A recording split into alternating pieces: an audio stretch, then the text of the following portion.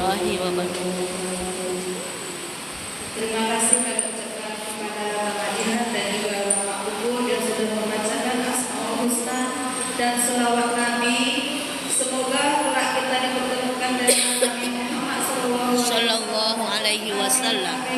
Amin, amin ya rabbal alamin. Acara selanjutnya yaitu acara inti yang kita tunggu-tunggu selama 1 bulan ya Ibu-Ibu. Untuk menunggu hari ini 1 bulan kita menunggu Umi-nya untuk bisa bertemu lagi. Kami persilahkan Umi untuk pelajaran melanjutkan yang bulan kemarin.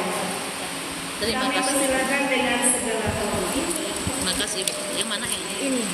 Terima kasih. Kali ini di tanam rusak. Jadi semuanya luar, nggak apa-apa, biar luar juga belajar ya. Bismillahirrahmanirrahim. Assalamualaikum warahmatullahi wabarakatuh. Waalaikumsalam warahmatullahi wabarakatuh. Bismillahirrahmanirrahim. Mari sama-sama Bu. Bismillahirrahmanirrahim. Subhanallah.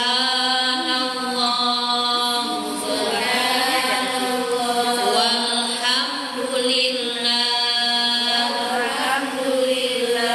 Wa la ilaha illallah.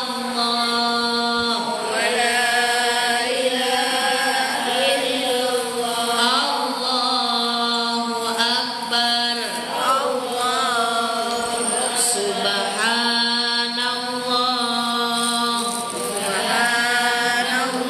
Walhamdulillah. Wa la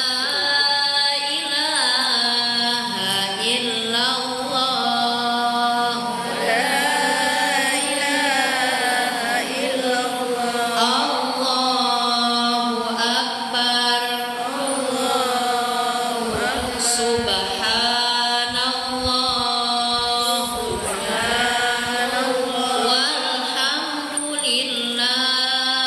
Walhamdulillah.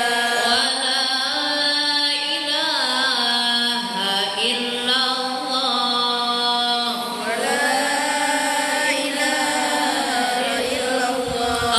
Allahu akbar.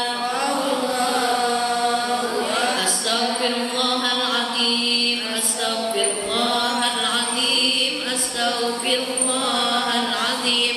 Alladzi la ilaha illa huwal hayyul qayyum wa atubu ilaih. Liridha'illahi ta'ala wa inayatihi wa bisyafa'ati Rasulillah sallallahu alaihi wasallam wa talabi syifa wa sihah wal afiyah was salamah wal barakah wa ziyadatal mahabbah wal maghfirah wa husnal khatimah wa qabul hajat al-fatihah.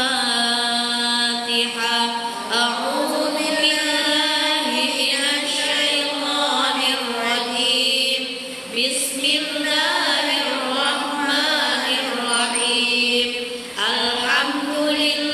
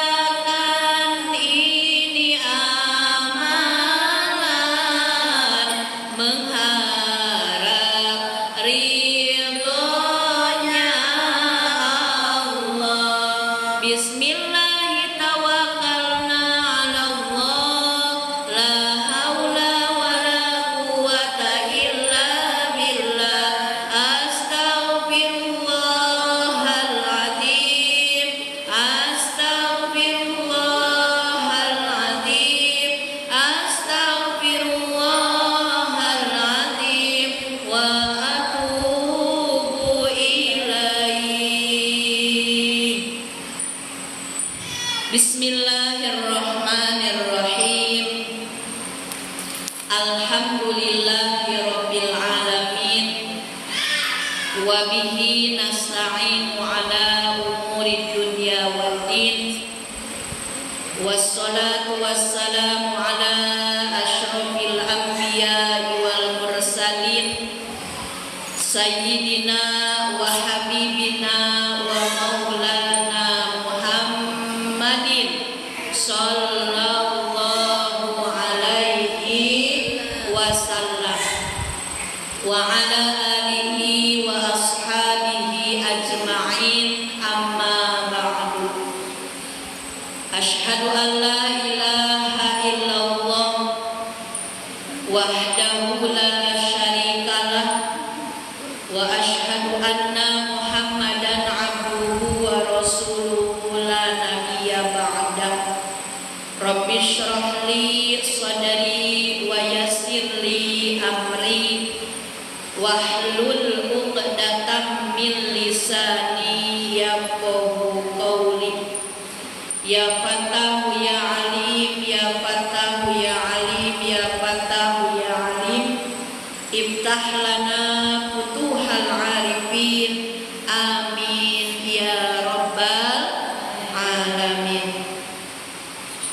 Yang sama-sama kita hormati dan semoga Allah muliakan Ibu Ketua Taklim beserta para pengurus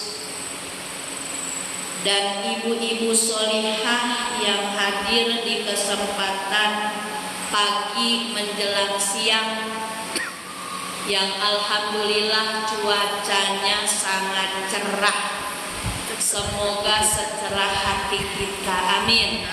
Secerah rezeki kita, amin.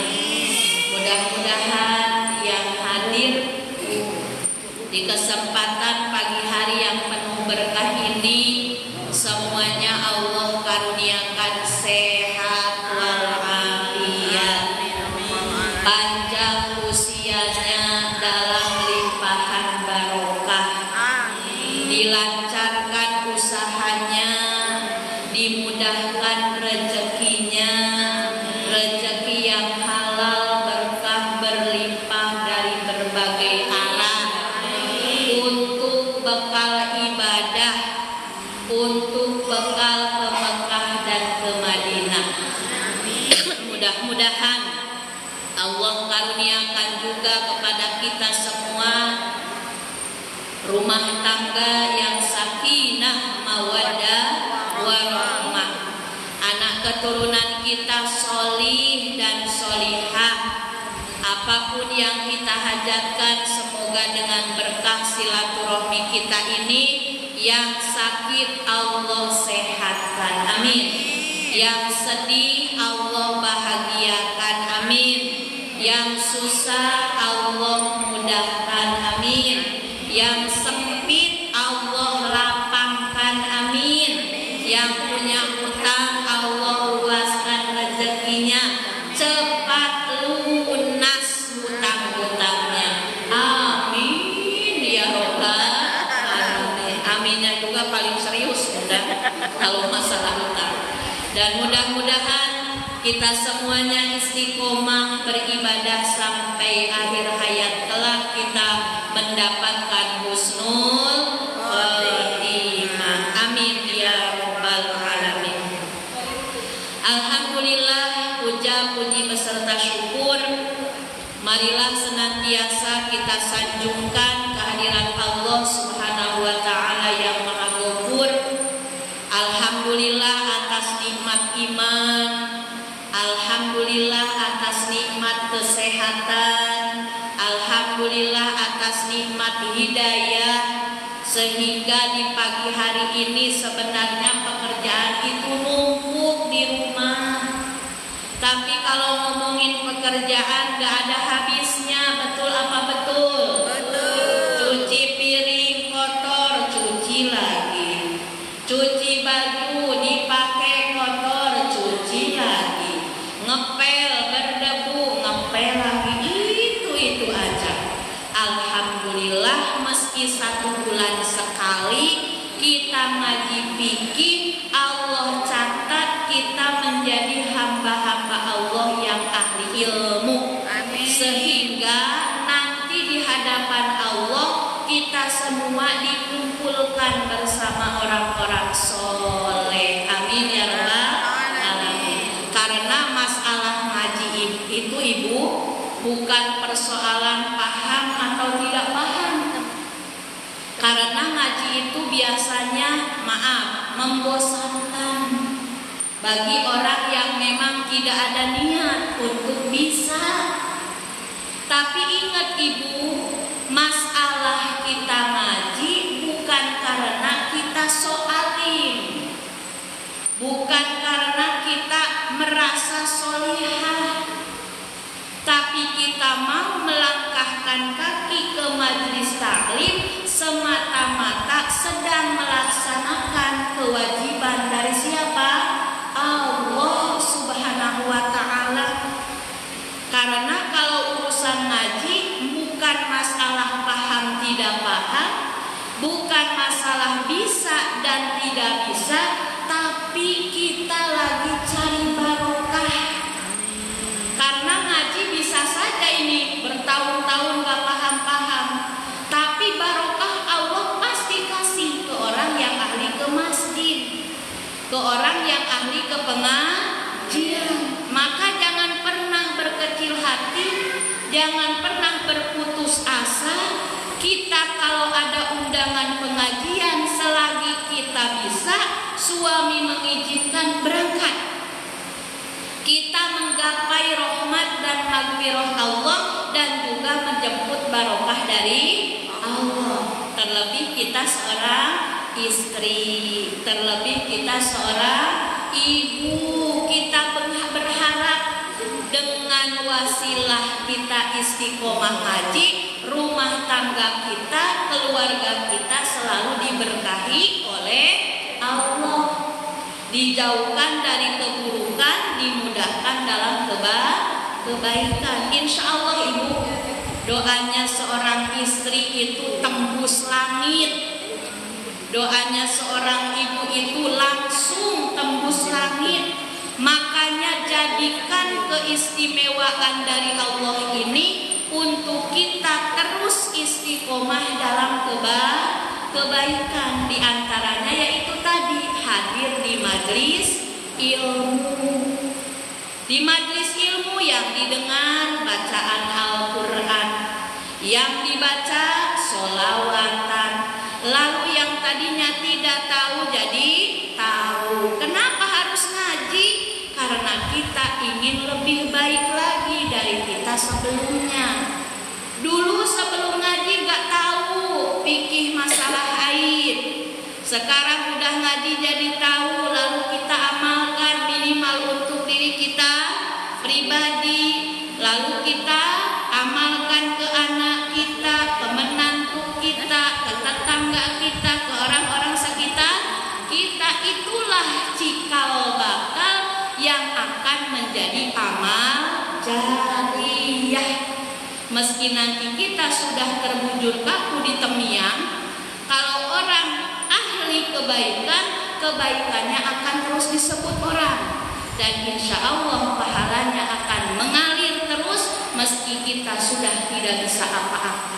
Amin ya rabbal alamin.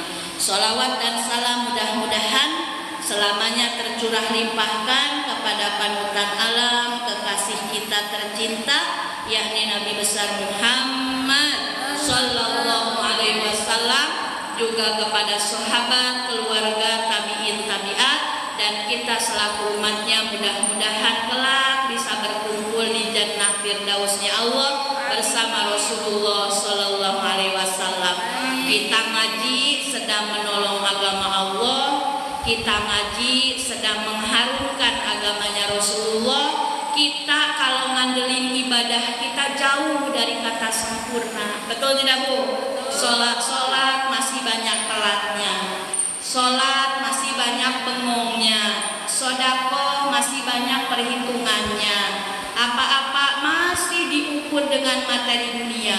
Mudah-mudahan saja dengan istiqomahnya kita memakmurkan masjid, dengan istiqomahnya kita menghidupkan agama Allah lewat syiar majelis taklim, inilah adalah jalan kita kelak diakui umatnya baginda Nabi besar Muhammad sallallahu alaihi wasallam. Amin ya rabbal alamin. Baiklah ibu-ibu yang dimuliakan oleh Allah Subhanahu wa taala, mari kita lanjutkan kajian fikih kita. Setelah bulan kemarin kita membahas masalah apa saja yang mewajibkan mandi besar. Betul tidak Bu? Masih ingat atau masih lupa? Masih ingat. Yo, kita tes ya, kita tes. Yang bisa jawab betul semua hadiahnya umroh. Ongkos masing-masing. Yang mewajibkan kita mandi besar ada berapa ibu? 6. 1. Berhubungan suami istri. 2. Keluar air mani. 3. Haid. 4. Nifas. 5. Melahirkan. 6. Meninggal. Alhamdulillah, memang cerdas-cerdas sudah. Oh, alhamdulillah, berarti umroh semua ya Bu ya. Dan ongkos ditanggung masing-masing. Kita ketemuan nanti di depan Ka'bah. Amin ya rabbal alamin. Lanjutan di hari ini kita akan membahas tanda baligh ya Bu ya. Jadi belum ke bab haid belum. Tanda baligh. Perlu ibu ketahui, bila orang sudah baligh dan berakal, maka dalam pandangan ilmu fikih dia disebutnya mukallaf. Awas, bukan mu'alaf. Mukallaf, pakai k. M-U-K-A-L-A-F. Mukallaf. Ada mu'alaf, ada mukallaf. Nah, biar ibu tahu ya. Jangan hanya tahu harga telur saja. Jangan hanya tahunya harga bawang saja. Jangan hanya tahunya menu masakan yang enak saja. Harus tahu juga istilah dalam ilmu fikih biar ibu paham. Apa itu mukallaf? Mukallaf adalah orang yang sudah baligh dan berakal. Apa itu mukallaf ibu? Orang yang sudah baligh dan berakal. Ketika dia sudah disebut mukallaf, maka detik itu juga semua kewajiban disyariatkan oleh Allah dan Rasulullah berlaku bagi orang itu. Jadi makanya harus tahu dulu tanda baligh itu apa saja. Kalau nggak tahu, jangan-jangan anak kita sudah baligh, kita merasa dia belum baligh. Padahal dalam ilmu fikih dia hitungannya sudah baligh. Kalau mu'alaf apa? Mu'alaf orang yang non muslim masuk Islam, itu namanya mu'alaf. Kalau mu'alaf orang yang baligh dan berakal. Ada berapa tanda baligh? Ibu, tanda baligh dalam kitab Sapinah madhabnya Imam Syafi'i itu ada 3. Ada 3, ada yang umum, ada yang khusus. Kalau umum berarti laki-laki perempuan. Kalau yang khusus berarti perempuan saja. Ya Bu. Jadi tanda baligh ada berapa ibu? 3. Yang 3 ini ada yang umum, ada yang khusus. Kalau umum laki-laki dan perempuan. Kalau khusus perempuan saja. Yang umum saya sebutkan dulu. Tanda baligh yang 3, yang pertama adalah sempurna umur 15 tahun. Jadi kalau ibu sudah punya anak perawan atau anak bujang sudah umur 15 tahun, maka otomatis anak kita sudah baligh. Kalau dia berakal, maka sudah tertaklif oleh ilmu syara. Jadi dia wajib sholat. Ketika dia melaksanakan dosa, dia sudah punya catatan amal sendiri.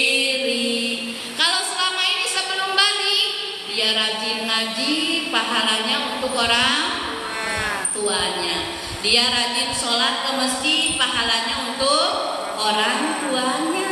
Dia rajin puasa kalau bulan Ramadan, maka pahalanya untuk orang tuanya, karena orang tuanya sudah mampu mendidik sedari kecil, mengenalkan ajaran-ajaran agama Allah dan agamanya Rasulullah sallallahu alaihi wasallam.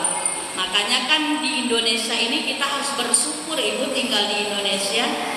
Di antaranya apa yang harus disyukuri? Sedari kecil anak-anak sudah dimasukkan TPQ.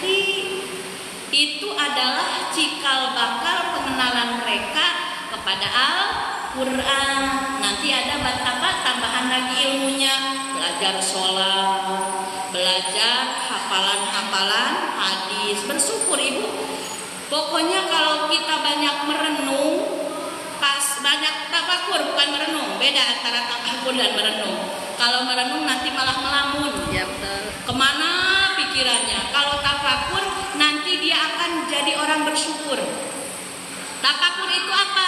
Memikirkan, merenungi kekuasaan Allah, kemahabaikan Allah. Kadang kita selama ini bersyukur itu kalau dapat gajinya naik, ya baru alhamdulillah. Dapat arisan, baru alhamdulillah. Dapat apa ya? Kalau ibu jalan-jalan ada jalan apa? Santai. Dapat doordash, baru alhamdulillah. Tapi napas yang keluar setiap detik jarang loh kita alhamdulillahi. Nanti kalau pilek aja ngap baru kita sadar betapa luar biasanya nikmat sehat. Selama ini kita kuat, jarang kita alhamdulillahi. Baru nanti ada batuk atau asam urat atau apalagi tensi atau apalagi ada yang sakit badan, baru ingat bahwa betapa berharganya nikmat sehat. Kita mah lihat punya mata aja jarang disyukuri. Betul tidak Bu? Jarang. Bangun tidur bukannya doa alhamdulillahilladzi ahyana ba'da ma amatana wa ilaihi nusur. Yang diingat apa? Aduh, belum masak apa ya hari ini ya? Mana semua habis, mana uang sedikit lagi itu. Makanya jarang kita bersyukur karena kita itu terlalu fokus pada sesuatu yang udah dalam tanggung jawab Allah.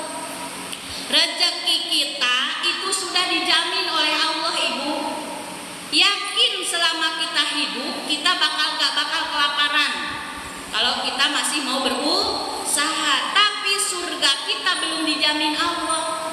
Kadang kita tenang-tenang aja gak bisa ngaji juga, tapi kita kehabisan beras, paniknya luar biasa. Kita telat sholat biasa-biasa aja. Udah tua segini masih baca Al-Qur'annya terbata-bata, merasa nggak dosa. Tapi kalau nggak punya gamis bagus, merasa ada yang kurang terus. Ya Bu ya. Makanya mudah-mudahan dengan istiqomahnya ngaji, semakin kita tahu, semakin kita diingatkan oleh Allah, semakin kita ingin memperbaiki diri. Dan perlu diingat, kita ngaji untuk kita lebih baik dari kita sebelumnya, bukan merasa lebih baik dari orang lain. Jadi hati-hati ibu, antara kita ngaji itu godaannya pun masih banyak. Nanti ada terbersit di dalam hati tetangga yang masih belum mau ke masjid, padahal dia nongkrong loh. Daripada nongkrong mending ke masjid, diomongin malah. Jangan diomongin tapi doain ya Bu ya. Alhamdulillah kita masih diringankan langkah bisa ngaji. Itu fokusnya ke diri kita aja. Alhamdulillah Allah masih memberi kesempatan kita bisa masih ke masjid. Orang lain belum, yang penting udah diingetin, yang penting udah diundang di grup taklim, yang penting udah diajak. Masalah mau dan tidak itu urusan dia sama Allah. Urusan kita ngaji, udah ngaji kita perbaiki diri kita, akhlak kita, semoga kita lebih baik dari kita sebelumnya. Itu kan orang yang beruntung. Kalau ibu-ibu ditanya, ibu mau untung mau rugi? Untung Bapak Ibu. Nah, pandangan untung di dalam pandangan Allah dan Rasulullah adalah orang yang hari ini lebih baik dari hari kemarin. Itu Bu, yang pertama, tanda balik adalah sempurna umur 15 tahun di laki-laki atau di perempuan. Kedua, tanda balik nomor kedua adalah mimpi basah atau keluar air mani. Pertama dulu mimpi basah. Jadi nomor kedua itu terbagi 2 poin. Mimpi basah atau keluar air mani. Jadi kalau anak kita mimpi basah, umurnya minimal 9 tahun. Batasan umur yang masuk kategori balik ketika dia mimpi basah adalah umur 9 tahun. Jadi kalau umur 7 tahun, meski dia keluar mani, meski dia mimpi basah, belum masuk kategori balik. Jadi minimal usia 9 tahun. Kalau dia mimpi basah atau keluar air mani, maka dia masuk kategori sudah balik. Mimpi basah itu apa? Mimpi bersetubuh. Mau keluar air mani atau tidak, kalau dia sudah mimpi basah dan dia usianya sudah 9 tahun, maka sudah masuk kategori balik. Hati-hati Ibu, zaman sekarang anak-anak pegangannya apa? HP. Tontonannya kalau kita tidak tahukan ke Google kita, makanya emak-emak pun ini harus banyak belajar. Jangan sampai kita kudet. Tahu Ibu kudet? Kurang update, sehingga anak kita lebih mahir dalam hal digital daripada kita. Lalu kalau kata ibu, boro-boro mikirin HP, Umi pekerjaan rumah aja banyak. Tapi hati-hati loh Bu, sekarang tantangannya anak-anak itu di HP. Mungkin di depan kita dia baik, tapi kita pun jangan sampai kecolongan. Apa yang ditonton, apa yang dimainkan, dengan siapa dia berkawan, isi chattingannya apa, kita nggak apa-apa jadi ibu yang kepo. Ibu tahu kepo? Mau tahu urusan orang nggak apa-apa, itu anak kita demi keselamatan kita. Karena maaf, ada kejadian anaknya baik, disebut baik itu sopan ya Bu ya, nurut. Tapi ternyata naudzubillahi min dzalik, karena dia udah punya kamar sendiri dan orang tuanya pun kurang open, masalah dia chatting dengan siapa, berkawan dengan siapa. Ternyata setelah ada yang tahu, entah kakaknya entah abangnya, jadi si adik ini yang dianggap baik, kalau malam dia live dan maaf membuka auratnya untuk dijual ke orang-orang lain. Dia penampilannya berhijab, di luar baik, nurut, santun sama orang tuanya. Itu berarti pelajaran untuk kita betapa sangat bahayanya pengaruh media sosial. Jangan sampai kita kecolongan dengan keluguan anak, di belakang kita tidak tahu. Makanya PR seorang ibu itu sungguh amat besar. Bukan hanya ngurusin makanannya saja, bukan hanya ngurusin pakaiannya saja, bukan hanya ngurusin sekolahnya saja, bahkan emosi anak, pendekatan kepada anak itu adalah tugas kita sebagai orang tua. Terlalu memanjakan jangan, nanti anaknya melunjak. Terlalu dikasarin juga jangan, nanti anaknya berontak. Betul tidak? Kalau anak tidak dapat kasih sayang di rumahnya, maka dia akan cari kasih sayang di luar rumahnya. Orang tuanya maaf, naudzubillah, ayah ibunya berantem terus, anak lihat. Lama-lama kalau udah remaja kan pikirannya udah beda. Aduh, di rumah aku nggak punya kenyamanan, aku mau cari aja di luar kenyamanannya. Mending kalau dapat kawannya yang baik. Kalau dimanfaatkan sama orang yang tidak baik, kawannya malah menjerumuskan. Naudzubillahi min dzalik. Makanya yang jangan sampai terlewat ibu ketika sudah sholat, doa kepada Allah, menitipkan anak-anak kita, Rabbana hablana min azwajina wa dzurriyyatina qurrata a'yun waj'alna lil muttaqina imama. Minimal 3 kali. Rabbana hablana min azwajina wa dzurriyyatina qurrata a'yun waj'alna lil muttaqina imama. Atau ibu sebutkan aja namanya, Fatihahin satu anak, satu orang. Jadi kalau ibu anaknya 4, Fatihahnya 4 kali. Sebutkan anaknya lengkap dengan nama ayahnya. Itu ikhtiar kita menitipkan anak kita kepada Allah agar hatinya dilembutkan. Di depan kita baik, di luar pun bisa menjaga diri, ya Bu ya. Nah, ini pelajaran penting juga untuk kita sebagai orang tua. Betapa luar biasanya tugas sebagai seorang ibu, bukan hanya mengenyangkan perutnya, bukan hanya merawat badannya, tapi mengenyangkan hatinya dengan kasih sayang pun itu kewajiban kita sebagai orang tua. Nomor ketiga. Jadi tadi yang kedua, tanda balik itu mimpi basah. Mau keluar air mani, mau tidak. Kalau sudah mimpi basah sudah balik. Atau keluar air mani, mau hasil normal. Contoh dia mimpi, lalu dalam mimpinya mimpi bersetubuh sehingga keluar air mani. Atau di luar itu, naudzubillah, contoh onani sehingga keluar air mani. Minimal usia 9 tahun maka anak tersebut sudah balik. Makanya kenapa harus hati-hati? Karena pengaruh tontonan, pengaruh makanan, anak-anak sekarang haidnya pun lebih cepat. Dulu zaman kita ibu ingat nggak haid kapan? SMA kan? Saya juga kelas 2 mau naik kelas 3 SMA haid. Sekarang kelas 3 SD, kelas 4 SD sudah pada haid. Karena memang pengaruh hormon dari penglihatan, dari tontonan, dan makanan pun sekarang banyak yang instan, itulah yang mempengaruhi cepatnya anak-anak kita haid.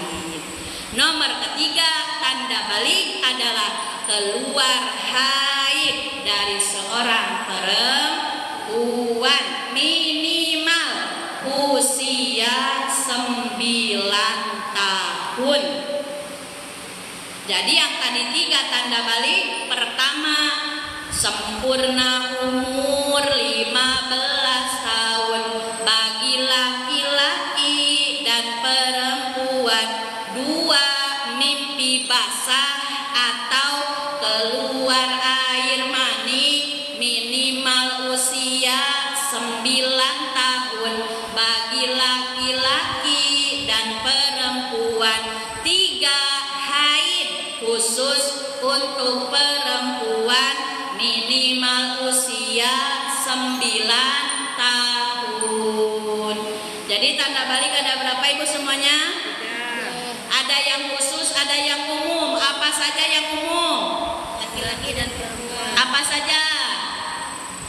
Sempurna umur 15 tahun dan mimpi basah atau keluar air mani. Terus yang khususnya apa saja?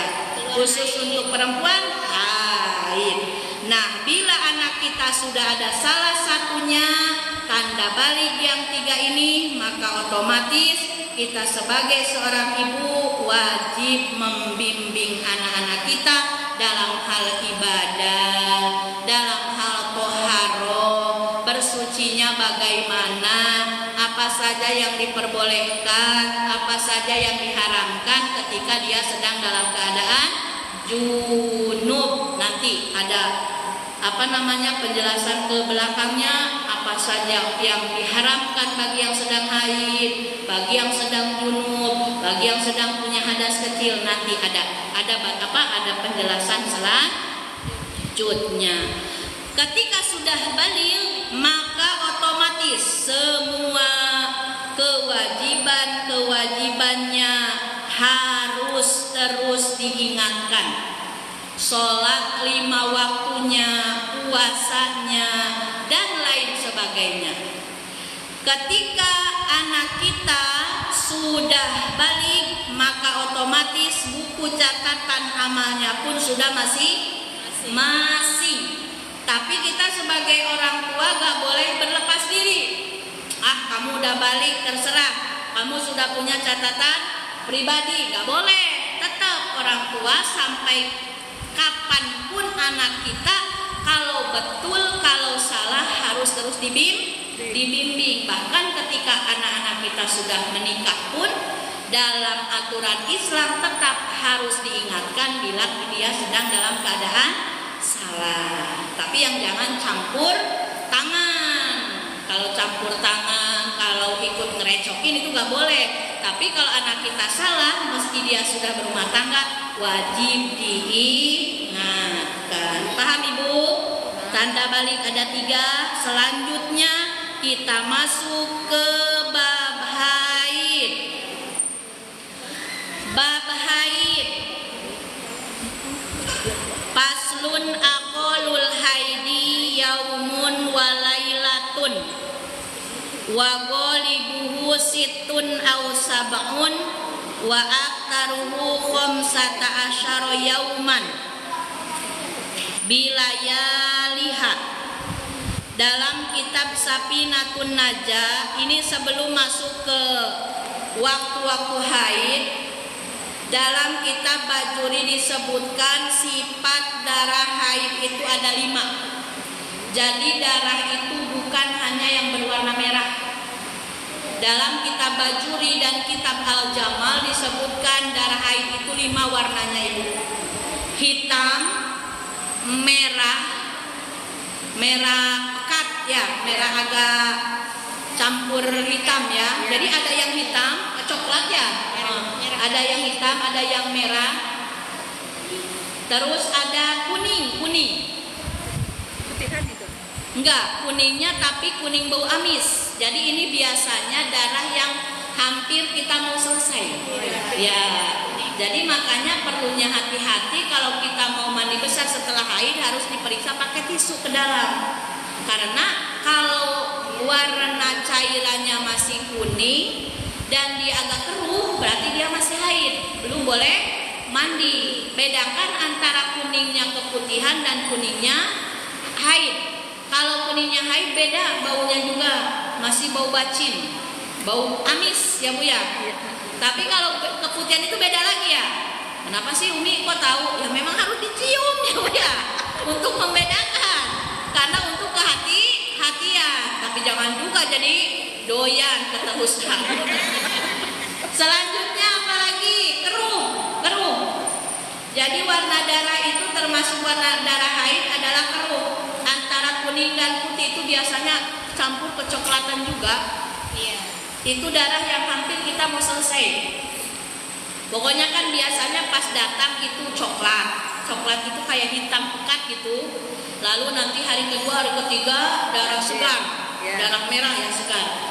Terus nanti kalau hari haidnya 7 hari, masuk ke 6 hari udah mulai itu tuh darah kuning. Pokoknya merah campur kuning. Udah mulai pucat warna darahnya. Udah mulai memudar. Nanti mau akhirnya lagi keruh. Nanti udah akhirnya lagi udah stop, udah habis. Kalau udah keputihan biasa seperti kita keputihan pada umumnya, berarti itu bukan darah lagi, maka harus wajib mandi. Paling sedikit waktu haid jam berapa ini Bu Ketua? Saya takut kelamaan. Belum lebih. Belum. Udah 10:30 ya? Iya. Pokoknya kode aja ya Umi udah gitu ya. Kami nggak kode-kode. 5 menit lagi. Paling sedikit waktu haid adalah 1 hari 1 malam atau 24 jam. Ini zaman haid atau waktu haid menurut madhab Imam Syafi'i. Ibu perlu ketahui karena nanti Ibu bisa mengamalkan untuk diri sendiri dan untuk anak-anaknya juga, atau nanti punya mantu perempuan pun bisa jadi bahan amal kita mengingatkan dalam kebaikan. Paling sedikit waktu haid 1 hari 1 malam atau 24 jam. Kebiasaan waktu haid 6 hari atau 7 hari 7 malam 1 minggu. Paling lama waktu haid wa aktaruhu 15 hari 24 jam sehari semalam, kebiasaan 6 hari atau 7 hari 7 malam 1 minggu, paling lama 15 hari 15 malam. Ibu, dari madhab imam yang 4, madhab Syafi'i, Maliki, Hanafi, Hambali, kita kan ikutnya madhab siapa? Syafi'i. Jadi Imam Syafi'i sebelum memutuskan satu hukum, beliau itu sangat hati-hati. Zaman dulu dikumpulkannya perempuan-perempuan dari berbagai macam daerah. Lalu Imam Syafi'i bertanya, kamu kalau haidnya berapa hari? Kamu kalau haidnya berapa hari? Kamu kalau haidnya berapa hari? Ada yang bilang saya haidnya hanya 24 jam. Maka dipisahkan sama Imam Syafi'i. Lalu kata ibu-ibu mayoritas jawab gini, saya kalau haid 6 hari atau 7 hari 7 malam, itu paling banyak. Disimpan di tengah sama Imam Syafi'i. Ada lagi perempuan yang jawab, ya Imam, saya itu kalau haid 15 hari 15 malam, disimpan lagi paling banyak. Dan ternyata yang haidnya 24 jam sedikit. Terus yang paling banyak menjawab ibu-ibu itu yang haidnya 7 hari 7 malam. Sampai sekarang kan kita pun seperti itu kan. Dan paling banyak yang jawab 15 hari 15 malam pun tidak sebanyak yang 7 hari. Jadi bisa saja kita haid 1 hari 1 malam, atau 7 hari 7 malam, atau 15 hari 15 malam boleh. Jadi kalau dalam masa waktu 15 hari masih boleh haid. Mau putus-putus darahnya, mau nyambung, itu boleh saja, asal tidak boleh lebih dari 15 hari. Karena kalau darahnya kurang dari 24 jam, boleh sampai 1 ibu. Mau sampai nyicipnya ada jambu tuh, jambu gemoy. Ini ngajinya gimana? Nggak fokus lihat jambu. Jadi ini godaan, jangan sampai tergoda dengan jambu gemoy ya.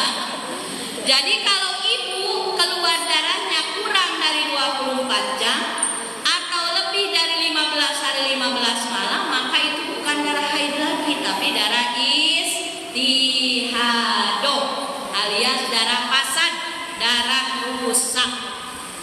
Nah, dalam penjabaran haid juga ini sangat luar biasa.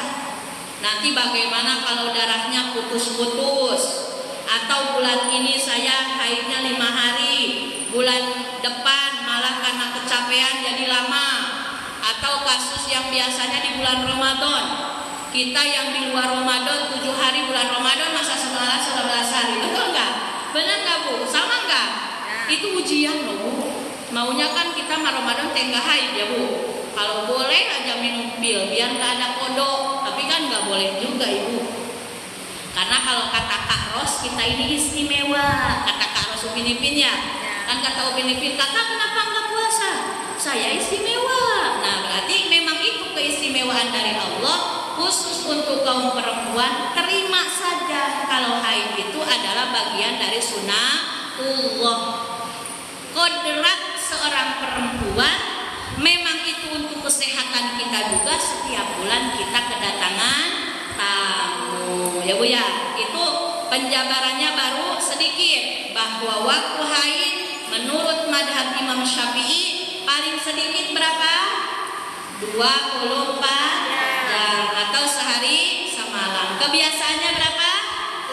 7 hari 7 malam atau seminggu. Paling lama 15 hari 15 malam. Alhamdulillah. Udah jangan banyak-banyak dulu, nanti ibunya pusing, gak mau ngaji lagi. Aduh pusing ini harus mikir. Bu, lelahnya dalam mencari ilmu ibadah, lelahnya dalam mencari ilmu penghapus dosa. Jadi jangan ibu jangan dianggap ibu hadir di sini enggak Allah balas, pasti balas. Sedikit kebaikan Allah balas, apalagi ibu duduk 1,5 jam pasti dibalas. Soal paham atau tidak, ngantuk kek, bosan kek, nggak apa-apa. Yang penting kita cari barokahnya Allah Subhanahu wa ta'ala. Mudah-mudahan berkah. Mohon maaf atas segala kekurangan. Insya Allah ada usia sehat, kita berjumpa lagi di bulan depan dan kita lanjutkan masih tentang bab haid.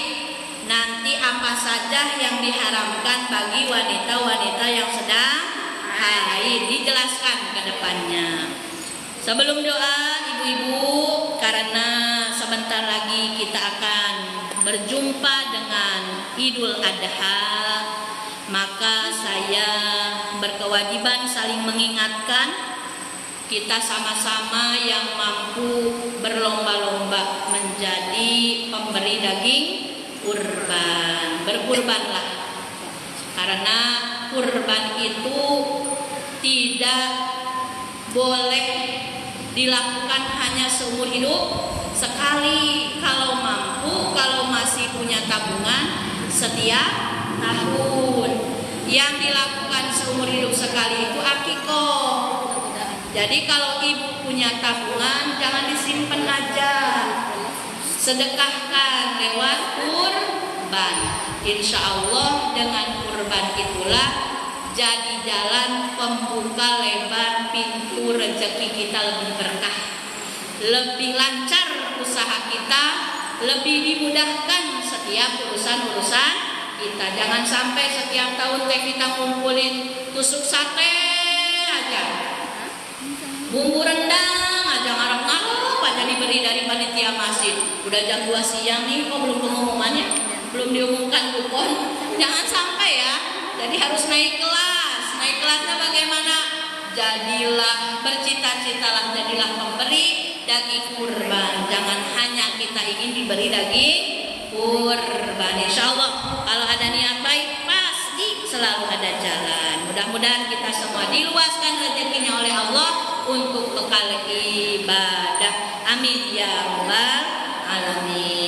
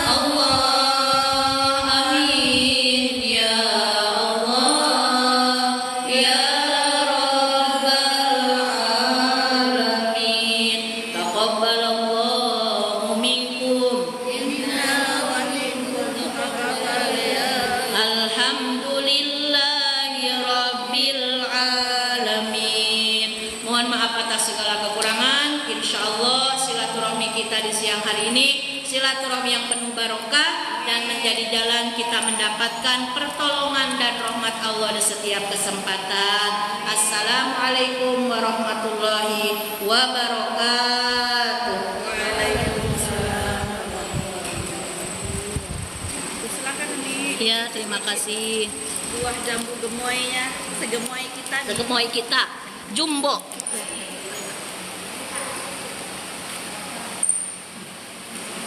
Alhamdulillah Ibu, belajar kita pada hari ini kita sudah belajar fikih dengan Ustazah kita, dan alhamdulillah Ibu